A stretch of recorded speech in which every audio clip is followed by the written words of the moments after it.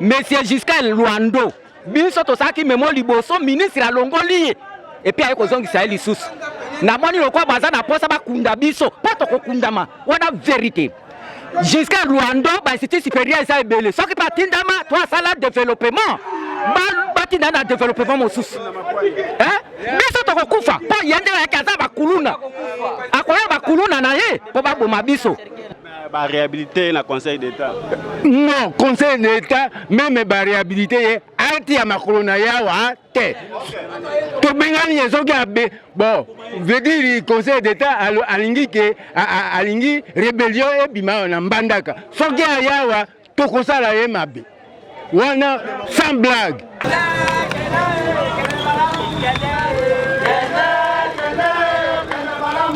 En sollicitant le ministre des Tutelles au regard de la mauvaise gestion de Giscard Luando Bakombo à travers les différents faits dénoncés dans le précédent mémorandum.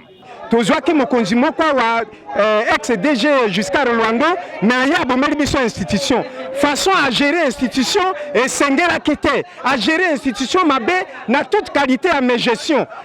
Sa réhabilitation est un non-événement pour la communauté de l'Isder Mbandaka. Au ministre des Tutelles, son Excellence M. Moïndo Nzang, de ne pas les notifier pour ne pas endosser les responsabilités de ce qui lui arrivera. Au Conseil d'État, de lui chercher une autre institution en dehors de l'Isder Mbandaka. Ainsi dit, nous disons au revoir et adieu à Giscard Luando. Isder Mbandaka. Bantaba esila na biso bangu esila na biso kopesa bango po tozwa mécanisation to mona ndepasi bopesa ka bataba topesa ka bataba topesa ka bangulu tosi topesa metolembi na bango ndo lobate mais pour le moment tozai ko sur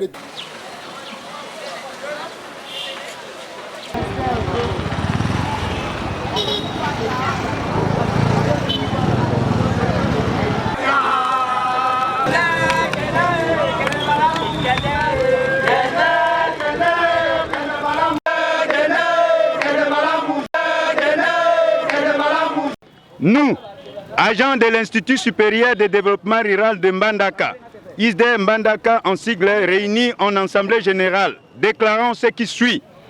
Subsidiairement à notre précédent mémorandum faisant état de l'éviction de l'ancien directeur général de la dite institution, M. Giscard Luando Bakombo, qui ferait l'œuvre utile à toutes les communautés de l'ISDE Mbandaka d'hier, d'aujourd'hui et de demain. En sollicitant le ministre des Tutelles au regard de la mauvaise gestion de Giscard Luando Bakombo à travers les différents faits dénoncés dans le précédent mémorandum. Après étude du dossier et l'autorisation du gouvernement central, il a plu au ministre des Tutelles de répondre à la demande de la communauté de l'ISDE Mbandaka de remplacer l'ancien directeur général de cette institution par le nouveau, qui actuellement répond progressivement aux aspirations de cette communauté. Curieusement, à travers des sources non officielles qui sont des réseaux sociaux, nous avions appris et vu un document dont sa véracité n'est pas encore connue de la réhabilitation de l'homme qui est désavoué dans la communauté par le Conseil d'État. Alors que M. Giscard Luando Bakombo a été révoqué suite aux actes de mégestion qui a mis à plat l'ISDE Mbandaka. Sa gestion chaotique était caractérisée par les détournements, l'autocratie, le manque de collaboration avec les autres membres du comité de gestion, le manque d'éthique professionnelle, la modification volontaire des maquettes de cours, les engagements illégaux du personnel sans tenir compte du besoin de l'établissement et sans autorisation de la hiérarchie, les détournements des quantités de diplômes et autres, les conflits multiples avec les agents et les partenaires qui ont conduit au contentieux au niveau des instances judiciaires, etc. Nous, agents de l'ISDE, disons ceci. Sa réhabilitation est un non-événement pour la communauté de l'ISDE Mbandaka. Au ministre des Tutelles, son Excellence M. Moïndo Nzang, de ne pas les notifier pour ne pas endosser les responsabilités de ce qui lui arrivera. Au Conseil d'État, de lui chercher une autre institution en dehors de l'ISDE Mbandaka. Ainsi dit, nous disons au revoir et adieu à Giscard Luando.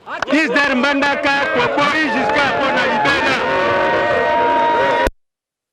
tomoni bino ebele awa eloko nini esangisi bino bon likambo esangisi biso awa eza po biso toza baagent administratif na baagent ya corps scientifique biso tozwami na Isder Mbandaka problème na biso eza nini tozwaki mokonzi moko awa ex DG Giscard Luando na ya bomeli biso institution façon à gérer institution esengelaki te à gérer institution mabe na toute qualité ya mes gestion et puis yango esali ke azalaki na problème na ba collègue na ya comité de gestion ada na problème na ba étudiant ada na problème na ba pato ada na problème na ba enseignant yango esali ke ministère aye biso kotia ye pembeni tango batie ya aleka ba pesi biso pe DG mosusu conseil d'état et réhabilité quand même